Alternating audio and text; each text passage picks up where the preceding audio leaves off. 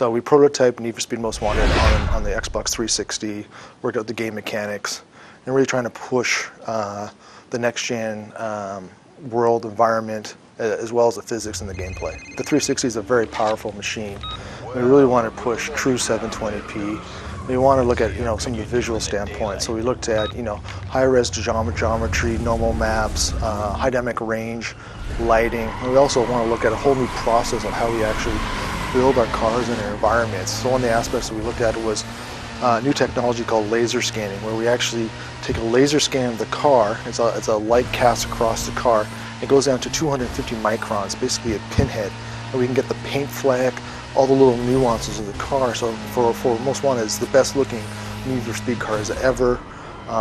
The detail on the normal maps, on the tires, on the badging, the photorealistic lighting on the car, you get true environmental reflections. The whole world dynamically lights it up, so photorealistic lighting. Those beautiful sun glints you get as you see as your car drive through the sun.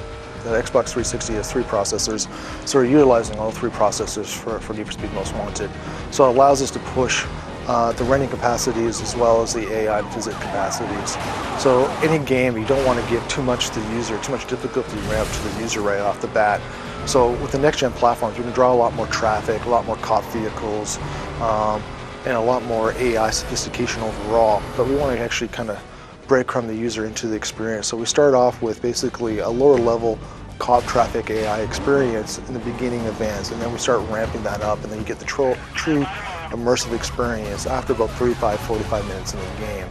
And also we allow to kind of a dynamic AI, traffic AI. So race AIs, traffic and race AIs is a little less than when you're exploring the open world or when you're being chased by cops, because we just want to make it a frustrating experience. We want to make it a fun, rewarding experience to the user. The cars are the heroes of the game. So what we want to make sure is that they look the best they possibly can. As I mentioned, the laser scanning, the high resolution detail that we applied to the car, is real-time lighting. We also applied normal map damage to the car. So basically we were able to get like scratches, indentations in your car that wrap around the car as well. And then for our unlicensed police vehicles, and for police vehicles, we look at a full damage model. So you can take off the hoods, the trunk lids, the bumpers, the quarter panels, the doors come off. There's multiple stages to the damage. So basically, they're not a smoking husk at the end, but basically they're just the frames left. For Most Wanted, we have 3 general modes. We have your typical quick race where you just get in the game and play, have quick race matches. Now we also create a new mode called Challenge Series. This is a combination of toll booth racing, so just sheer driving, trying to shave seconds off your line, picking the perfect apex around the corner, and trying to get the best time. Then basically we kind of put a new treatment to this, was using toll booth tickets. So you get a toll booth ticket at the beginning of the race, and you stamp it at the end, and you have to beat a set time. The other aspect of Challenge Series is the pursuit thing. Another new feature from Need for Speed Most Wanted is a variety of pursuit challenges that you need to do. There's immobilizing cop vehicles, getting cost to state, evading a cop in X amount of time, and then a length of pursuit. So there's a range of challenges that the user progresses through, and the difficulty ramp starts off relatively easy and it ramps up quite difficult to the very end. So it's truly a challenge series that will test the skills of all those users out there. On the online stuff as well. So basically what we wanted to do is, based on feedback from our consumers, was they found that the filtering system and the rematch system of previous Need for Speed games were a little challenging, a little frustration. They couldn't get back in the game and start racing again. They had to go through a whole bunch of different screens.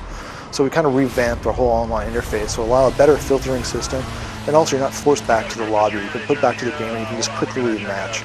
Another cool new feature that we added is performance matching. We have a similar functionality in the core of the game, the offline system, where you can performance tune your car, increase the horsepower, brake system, and so on.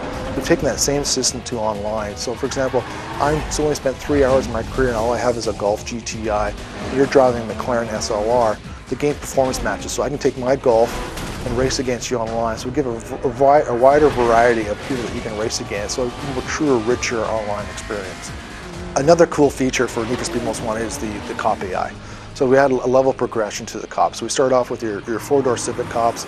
We work with you 5 progressions of 5 levels of heat, as we call it, to the high end, the Corvette C6 competition coupe. It's the pinnacle of the police force trying to put stop to street racing in Rockport. So throughout this escalation, we work through multiple different cop strategies. These are real cop strategies that are performed in North America and throughout Europe. So these high-speed cop strategies that try to put a stop to street racing. So anywhere from rolling roadblock, block formation, pitting. We also have SUVs that come in, and what we call them as rhinos. They come in with head-on, trying to do really risky, high stopping procedures to put a stop to you. You can expect Need for Speed Most Wanted in stores November 17th.